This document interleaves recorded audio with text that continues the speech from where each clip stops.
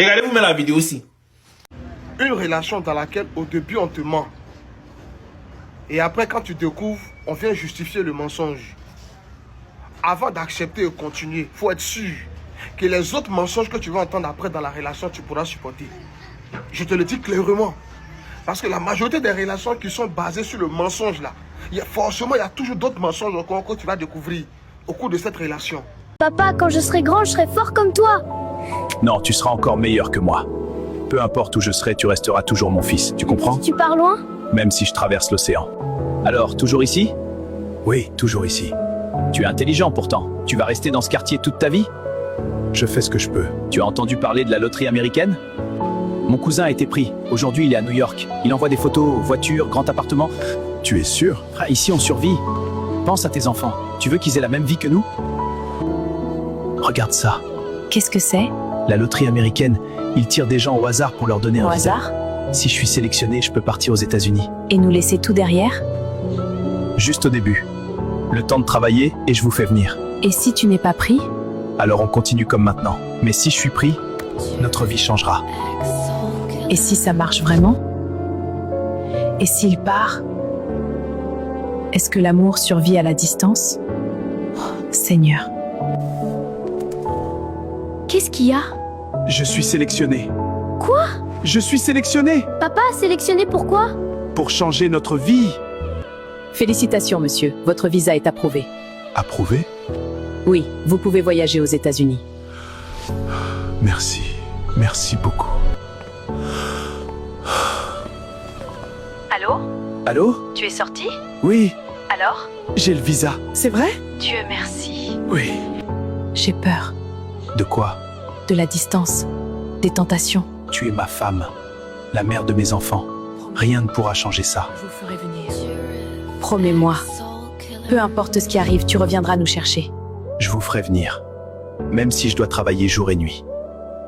On traverse ça ensemble. Papa, l'Amérique c'est loin? Oui, très loin. Tu vas m'oublier? Jamais.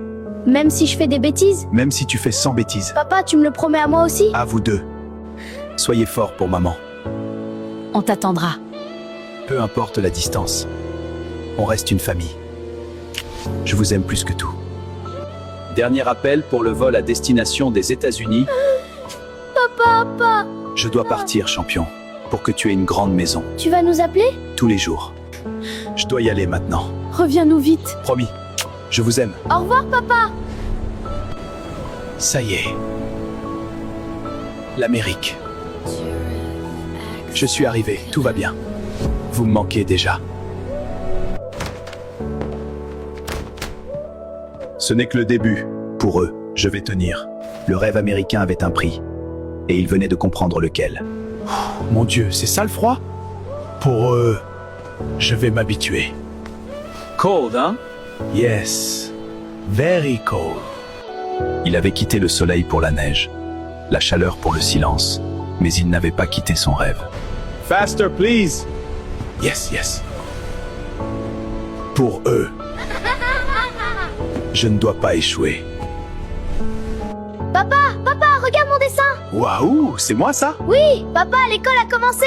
Travaille bien, je veux être fier de vous. Ça va? Oui, on va bien. Tu as l'air fatigué. C'est rien. Les enfants me fatiguent. Encore un peu de temps et je vous fais venir. Papa, tu dors où? Dans ma petite maison.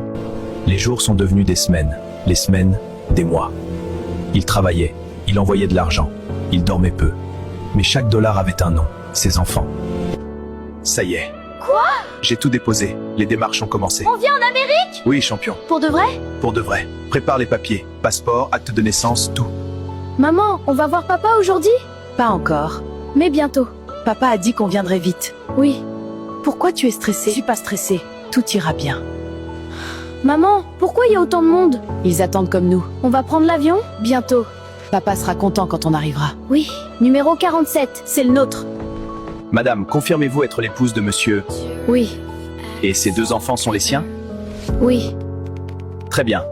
Nous devons procéder aux examens médicaux standards. Quels examens? Bilan de santé. Analyse sanguine. Oui, madame, c'est obligatoire. Elle ignorait que ce simple test allait révéler ce que 8 années de silence avaient réussi à cacher. Ce ne sera qu'une petite piqûre. Je ne pleure pas, je sais. Très bien. À ton tour, Maman, ça va aller. elle pensait que ce n'était qu'un examen médical. Elle ignorait que ces 2 tubes contenaient une vérité impossible à effacer. Madame, votre visa est approuvé, ainsi que celui de votre second fils. Et mon fils aîné? Le visa n'a pas été accordé pour lui. Maman, il doit y avoir une erreur, nous sommes 3. Je ne peux pas vous donner plus d'informations, madame. Mais pourquoi? Je ne suis pas autorisée à commenter le dossier. Maman, je viens pas? Allô? Ils ont donné le visa à moi et au petit. Et... Ils ont refusé pour l'aîné. quoi? Ils ne veulent rien m'expliquer. Ils disent qu'ils ne peuvent pas commenter le dossier. Calme-toi. Comment tu veux que je me calme? Écoute-moi, ne discute pas là-bas. Rentre à Tu la crois maison. que c'est une erreur? Je vais vérifier. Bonjour, je vous appelle concernant le dossier de regroupement familial de ma famille. Mon fils aîné n'a pas eu son visa. Je voudrais comprendre pourquoi SP. Oui, monsieur, un bilan de santé a été fait. D'accord, et pour le visa? Les analyses ADN effectuées dans le cadre de la procédure indiquent que l'enfant aîné ne correspond pas à votre Ce profil. n'est pas possible. Les résultats ont été vérifiés. Vous êtes certain? Les données biologiques indiquent que vous n'êtes pas le père biologique. Allô? Il faut qu'on parle. Qu'est-ce qu'il y a? J'ai appelé l'ambassade. Ils m'ont parlé d'une incompatibilité biologique. Dis-moi qu'ils se trompent. Ce n'était pas prévu. Donc tu m'as trompé? Non, c'était avec mon ex. Quand j'ai su que j'étais enceinte, on était déjà ensemble.